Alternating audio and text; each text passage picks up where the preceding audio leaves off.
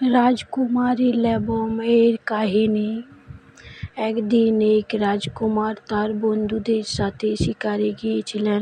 সেখানে সে একটি সোনার হরিণ দেখতে পেয়েছিলেন এবং সে সেই হরিণটির পিছু ধাওয়া করে, কিন্তু কিছুটা ধাওয়া করার পর সে সেই হরিণী আর দেখতে পায়নি।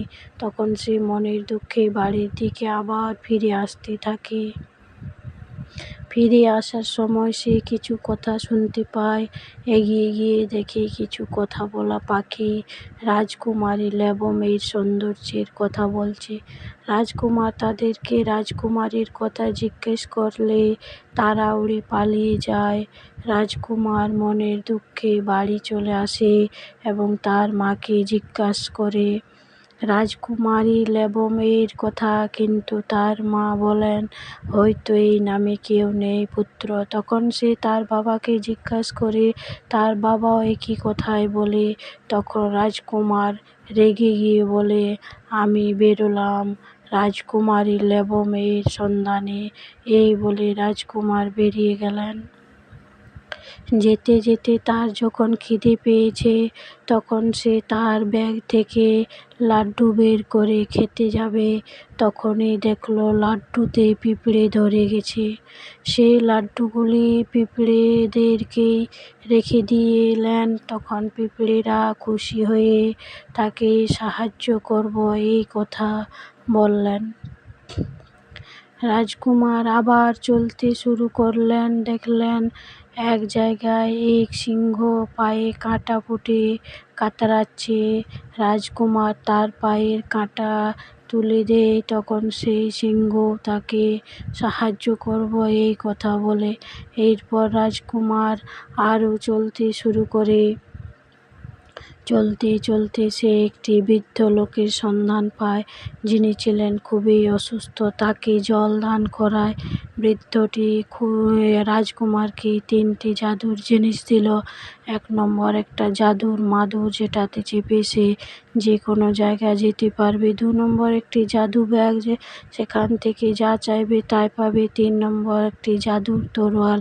এরপর রাজকুমার জাদুর মাদুরে চেপে রাজকুমারী ল্যাবম এর রাজ্যে নিয়ে চলো এই কথা বলতে জাদুর মাদুর তাকে নিয়ে যায় এবং রাজকুমারীর রাজ্যে পৌঁছে দেখতে পায় যে সত্যি তো রাজকুমারী ল্যাবম খুবই সুন্দর।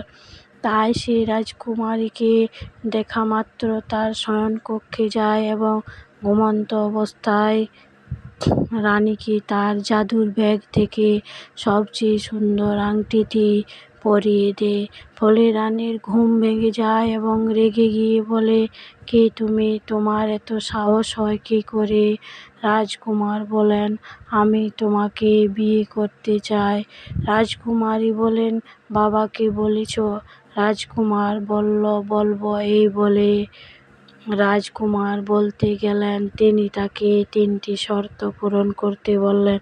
কুমার রাজি হয়ে গেলেন। প্রথমত বললেন, এখানে 10 বস্তা সরিষা রয়েছে, এখান থেকে 10 ড্রাম তেল বার করতে হবে।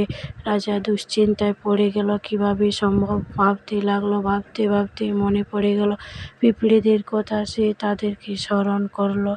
পিঁপড়েরা এসে কাজটি করে দিল। ফলে প্রথম শর্ত পূরণ হলো।